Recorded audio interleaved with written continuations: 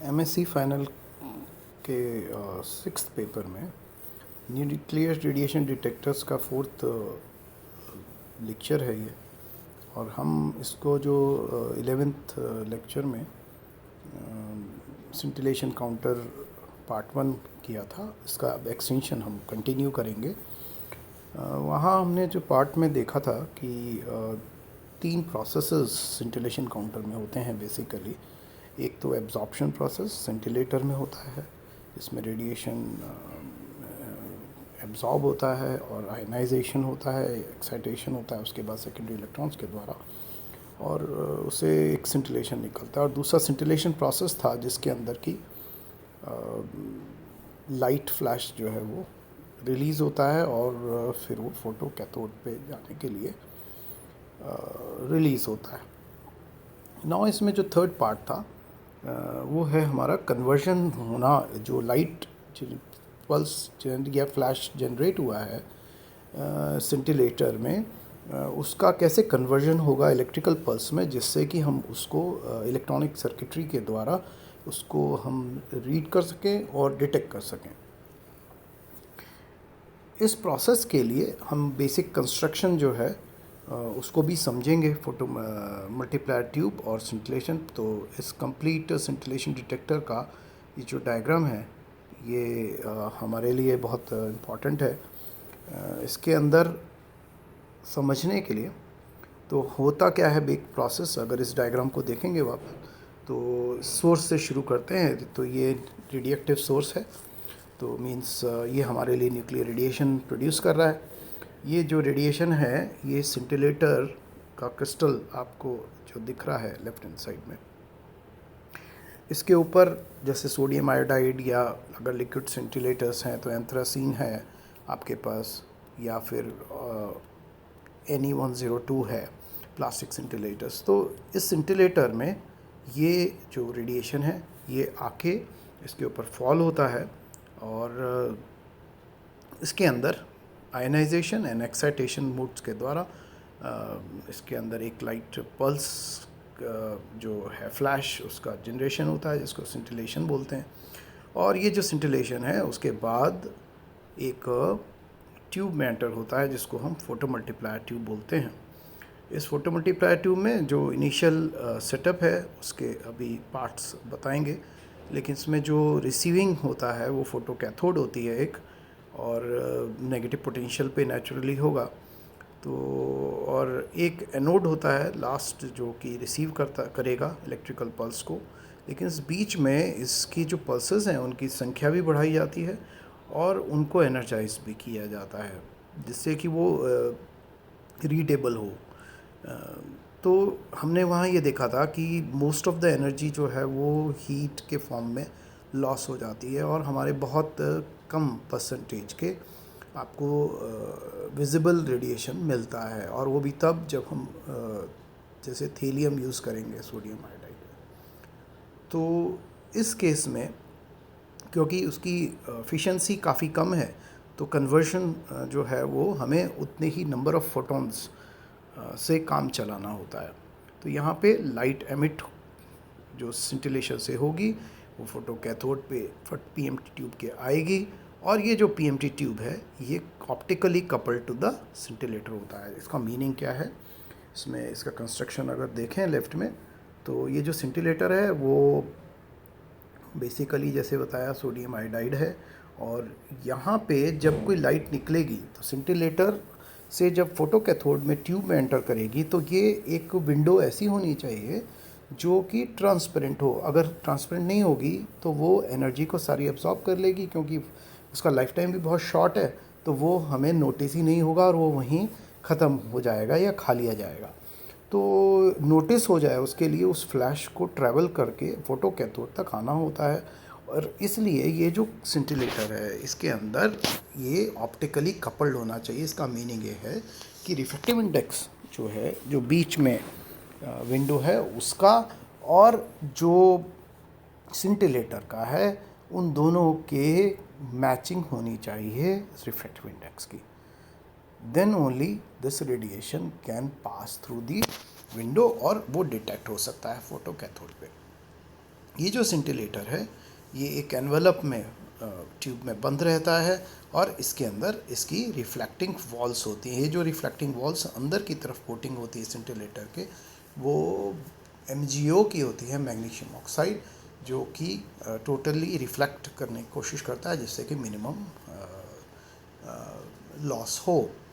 और तो इसकी जो ज्योमेट्री है और जो हमारे जैसे प्रैक्टिकल प्रॉपर्टीज़ डिस्कशन किया था ऑर्गेनिक का या अल्कली हलाइड का या प्लास्टिक सिंटिलेटर्स का, तो उनकी जो ऑप्टिकल प्रॉपर्टीज़ हैं वो डिसाइड करती हैं कि कितनी लाइट जो है उसका पार्ट वो प्रोड्यूस होगा सिंटिलेटर में और वो फोटो कैथोड पर आएगा, जिससे कि फ़ोटो इलेक्ट्रॉन्स जो हैं वो पैदा होंगे। तो फोटो कैथोड पर जब आएंगे फोटॉन्स, तो वो फोटो इलेक्ट्रॉन्स क्योंकि उनके द्वारा उत्पन्न हो रहे हैं उसको हम photo electron, just like photo electric effect.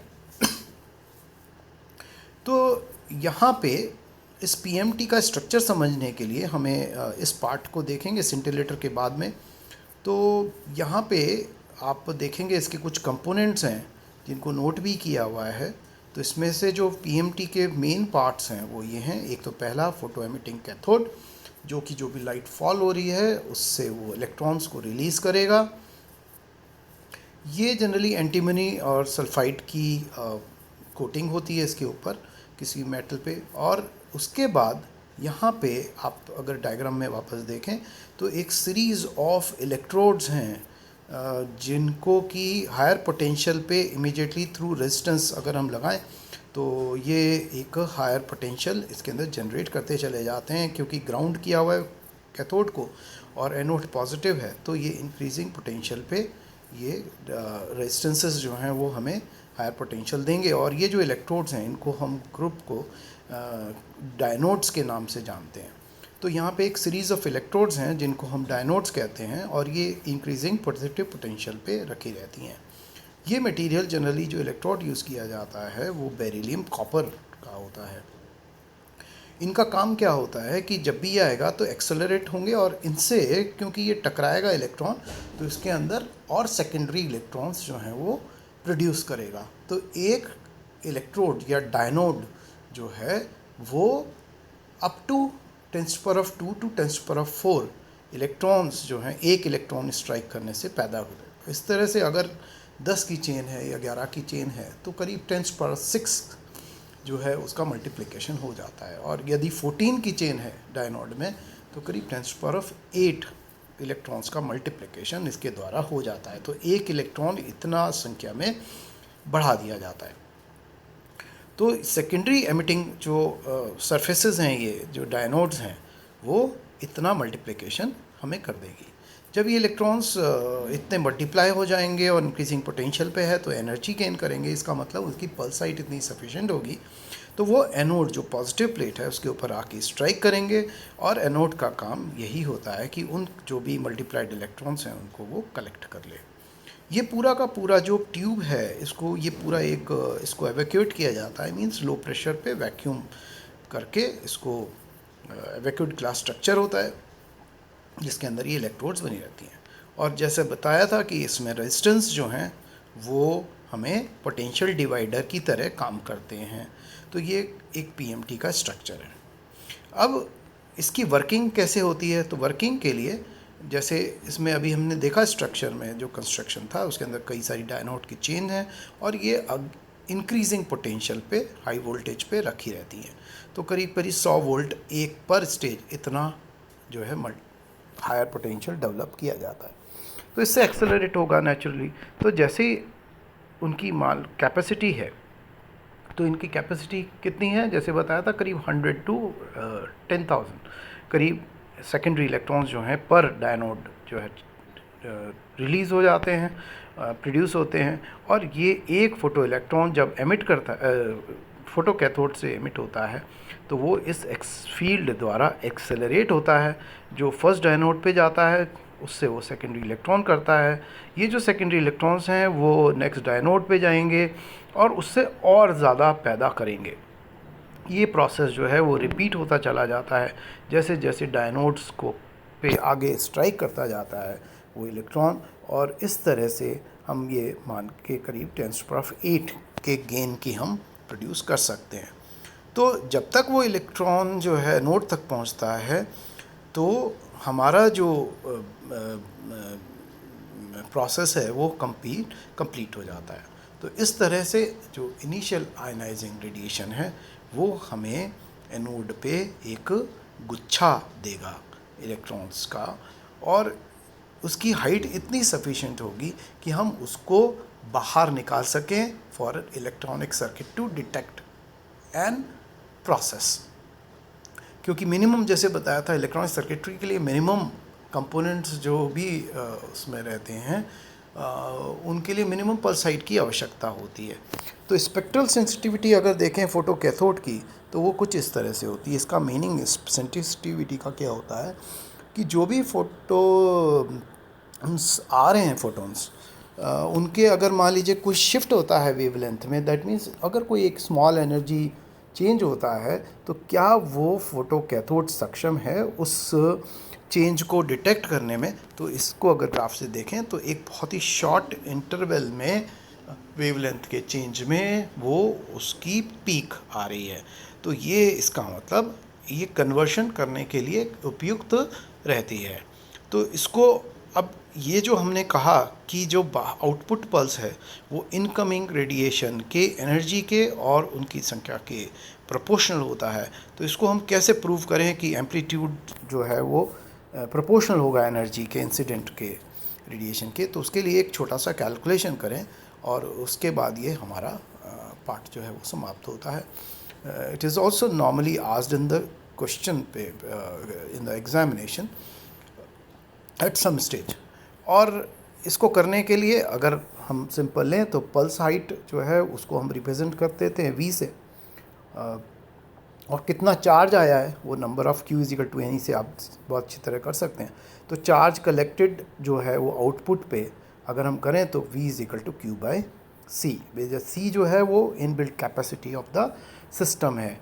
तो यदि मान लीजिए जो इंसिडेंट पार्टिकल आया है उसकी रेडिएशन की एनर्जी En इलेक्ट्रॉन वोल्ट है, और मान लें कि उसमें से कुछ फ्रैक्शन जो है वो सिंटिलेशन में डिसिपेट हो गया, एनर्जी ख़त्म हो गई Yn, और इस सिंटिलेटर की जो एफिशिएंसी थी वो एप्सिलॉन थी। तो यहाँ पे Yn और En का प्रोडक्ट हमें ये बताएगा कि कितनी एनर्जी उस सिंटिलेटर में कन्वर्ट हुई है लाइट के फॉर्म में, मीन लाइट फ्लैश कितना पार्ट हुआ।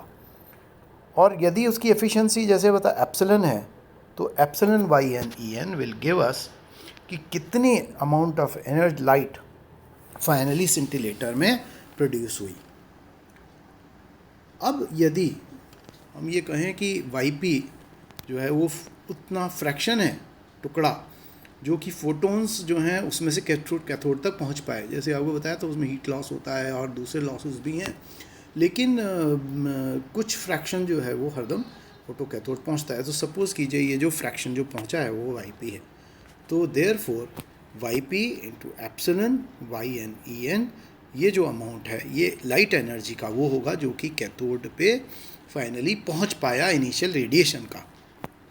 और इसमें से Ym अगर ये हम कहें कि इतने जो फोटो इलेक्ट्रॉन्स हैं वो कैथोड के द्वारा पैदा हुए 1 इलेक्ट्रॉन वोल्ट के एनर्जी के चेंज के द्वारा, तो और Yd जो है वो फ्रैक्शन जो है वो डायनोड के द्वारा जो है वो कलेक्ट किया गया फाइनली एनोड तक। तो इसके अंदर जो मल्टीप्लिकेशन फैक्टर अगर हम m लें तो कितने इलेक्ट्रॉन्स रीच करेंगे फाइनल स्टेज पे उसको हम निकाल सकते हैं। It will be multiplication factor multiplied by the जो फ्रैक्शन जो कलेक्ट हुआ डायनोड के द्वारा एनोड पे, उसके बाद मल्टीप्लाइड बाय दी कितने फोटोन कैथोड पे कन्वर्जन हुआ, और बाकी जो इनिशियल एनर्जी का जो एफिशिएंसी के द्वारा नंबर है एप्सिलॉन Yn En। तो Q is equal to n e होता है, तो इससे आप इसको निकाल सकते हैं E Yd Ym Yp epsilon Yn En। तो यहाँ पे V जो Q बाई C है तो उससे आप V you can prove this to be proportional to En, which is the incoming energy of the ionization radiation. So क्या conclude किया कि जो भी फाइनल पल्स हाइट होगी सिंटिलेशन काउंटर में वो इनिशियल एनर्जी के प्रोपोर्शनल होती है. This is an important conclusions और यही इनका सार है इन डिटेक्टर्स का. अब जो हम नेक्स्ट लेक्चर में करेंगे पार्ट में, वो अब हम करेंगे सॉलिड स्टेट डिटेक्टर्स, जिनके अंदर की सिलिकॉन, जर्मेनियम और जेली, lithium drifted germanium detector, surface barrier detector, ये मुख्य हैं. तो 4 हम डिटेक्टर्स मेनली करेंगे. Till then, good bye.